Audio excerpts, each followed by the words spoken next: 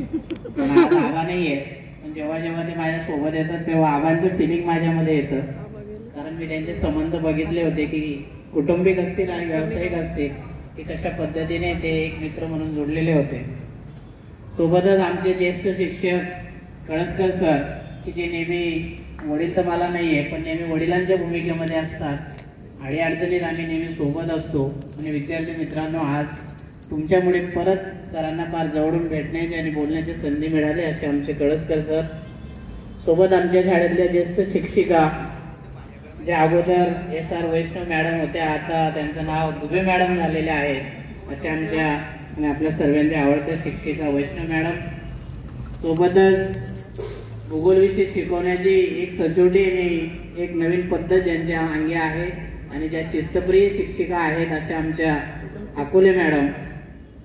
सोबतच या शाळेमध्ये नवीनच मी नोकरीला लागल्यानंतर मला या गावाची ABCD माहीत नव्हती, गावातल्या लोकांशी परिचय नव्हता, त्यावेळेस ज्यांनी मला सांभाळून घेतले असे आमचे ज्येष्ठ KP नाना.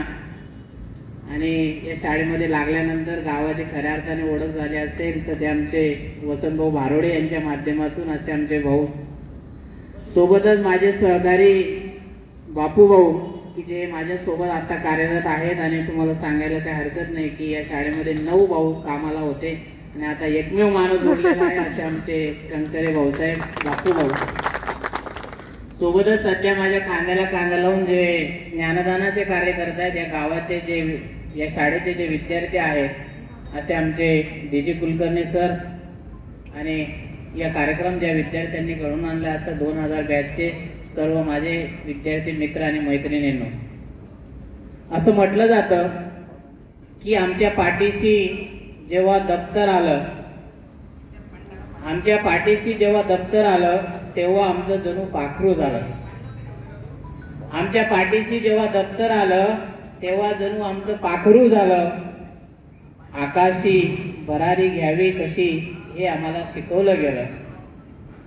आकाशी भरारी घ्यावी कशी हे आम्हाला शिकवलं गेलं. आणि ज्ञानाच्या चौका चौकातून आम्हाला मिरवलं गेलं.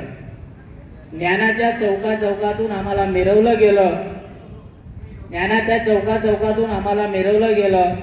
तोच चौक बघण्याची आज पुन्हा वेळ आली आहे. तोच चौक बघण्याची आज पुन्हा वेळ आलेली आहे. आणि हे घरट सोडून जरी आज तुम्हाला 19 वर्ष झालेले आहेत, परंतु या घरट्यामध्ये येण्याची परत तुम्हाला ओढ लागली आहे. या घरट्यामध्ये येण्याची तुम्हाला परत ओढ लागली आहे. ही विदा करवंदीकरांची एक सुंदर कविता की ज्या कवितेमुळे आमच्या कथा आठवणी जागी झाल्या. विद्यार्थी मित्रांनो, खऱ्या अर्थाने शिक्षक म्हणून मला फार अभिमान वाटतो की या गावातल्या गोरगरिबांच्या पोरांना घडवण्यामध्ये आमचं सर्वांचं योगदान झालं. आणि त्याचं फलित काय आहे तर त्याच्या फलित आहे की 19 वर्षानंतर या गुरुला सन्मान करणारे, या गुरुला सलाम करणारे तुम्ही सर्व विद्यार्थी. मागे 19 वर्ष मागे वळून पाहताना मला अभिमान वाटतो की माझ्या हाताखालून शिकलेला एक विद्यार्थी जो शेवटच्या बेंचवर बसायचा तो फार अभिमानाने मान्य करतो की सर मी नापास झालो, पण मला समाजामध्ये आज राजकारणाच्या क्षेत्रामध्ये मी सर्वात उच्च स्थानावर आहे. हे आमचे संस्कार आहेत. त्याच्यामधून काय शिकायचं तर नम्रता शिकायची. अतिशय संघर्षामधून या गावाचा प्रथम नागरिकाचं पद मिळवणारा माझा विद्यार्थी आहे हे जेव्हा मला माहीत पडतं तेव्हा शिक्षक म्हणून माझी छाती फुगून येते. आणि या माझ्या विद्यार्थीने ज्यावेळेस तुम्ही 9वी 10वी मध्ये असतात त्यावेळेस तुम्हाला वाटतं की बाहेरचं जग सुंदर आहे. प्रत्येकाला वाटतं की बाहेरचं जग फार सुंदर आहे, पण पोरांनो आज 19 वर्षांनी तुम्हाला वाटतंय की नाही, शाळेचं जग सुंदर आहे. आज मी बघतोय की सर्वांच्या भावना दाटून आलेल्या आहेत. किती प्रेम करायचं रे शिक्षकांवर, इतका आदर. मला नाही वाटत कोणत्या इंजिनियरला एवढा आदर मिळत असेल. एकनाथ बँकर आहे, कोणी बँकर मधला गिराईकून आपलं पाय नाही. देवानंतर सर्वात वरचं स्थान असेल तर आमचं सर्व शिक्षकांचं आहे. मला माहित नाही शिक्षक म्हणून असे आमच्यामध्ये कोणते गुण होते की तुमच्यासारखे विद्यार्थी या शाळेमध्ये येऊन आमचा आदरातिथ्य करतात. आम्ही फार नशीबवान समजतो. की असा विद्यार्थी, एक आदर्श विद्यार्थी घडवण्याचं भाग्य देवाने आम्हाला शिक्षक म्हणून दिलं. म्हणून मी परमेश्वराला परत विनंती करेल की देवा, पुढच्या जन्मात, माहित नाही मला पुढच्या जन्मात जर माणूस म्हणून आलं तर परत मला शिक्षक बनव, कारण मला परत या मुलांना भेटायचं. जेव्हा शिक्षक म्हणून मी तुमच्या भावना समजून घेतल्या 19 वर्ष पहिले विद्यार्थी मित्रांनो, तेव्हा तुम्ही काहीच नव्हते.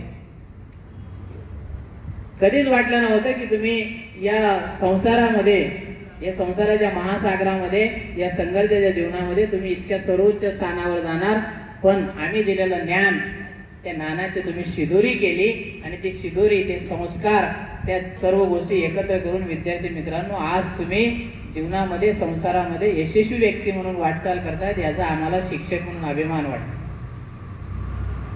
देवाला मी प्रार्थना करेल की देवा, आम्हाला जीवनामध्ये काहीच नाही दिलं तरी चालेल, पण माझ्या या विद्यार्थ्यांना यश दे, वैभव दे, त्यांचं चांगलं जीवन दे. कारण असे विद्यार्थी जर या जगामध्ये असले तर या गावाची, या देशाचं भवितव्य उज्ज्वल आहे, असं एक शिक्षक म्हणून मला वाटतं. मी बघितलं आज की जेव्हा जेव्हा माणूस एखाद्या सर्वोच्च पदावर जातो त्यावेळेस माणसाच्या डोक्यामध्ये पदाची हवा घुसते. पण नाही, तुम्ही बाहेर कसे वागतात मला माहित नाही, पण जेव्हा शिक्षक जेव्हा माझ्या समोर येतो, आज मी तुमचं जे चाल चलन बघितलं, जी वागण्याची पद्धत बघितली, जे शिक्षकांना रिस्पेक्ट देण्याची पद्धत बघितली विद्यार्थी मित्रांनो, ती फार अनोखी होती. इतका सन्मान जगामध्ये कोणाला नाही दिला जात आणि तो तुम्ही दिला. हे आमचे संस्कार होतं, हे मला सांगायचं. आज माझ्या मुलींनी सांगितलं, एक तर माझी एक मुलगी तर इंजिनियर झाली, मला माहित नव्हतं. फार मोठा संघर्ष असेल, लक्षात ठेवा. काही माझे विद्यार्थी शेतकरी आहेत. अरे शेतकरी कोण आहे? शेतकरी या जगाचा पोशिंदा आहे. शेतकरी नसेल तर कोणीच नाही. त्याचाही मला अभिमान आहे आणि मला सार्थ अभिमान वाटतो की तुम्ही आज जे जे कार्यामध्ये करतायत ते चांगलं करतायत.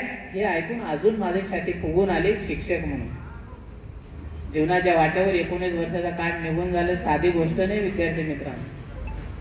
या 1900 वर्षाच्या काळामध्ये मला सांगितलं की 2-4 माझे विद्यार्थी निघून गेलेत. तो कदाचित नीतीचा तो डाव असेल. काही गोष्टी आपल्या हातामध्ये नसतात. माणूस या जगामध्ये एक पाहुणा कलाकार आहे. आपलं येणं आपल्या हातात नाही, आपलं जाणं आपल्या हातात नाही, पण आपल्या कार्याने या समाजाची सेवा करणे, मोठं होणं हे मात्र आपल्या हातात आहे. आणि ते सर्व तुम्ही जण करताय.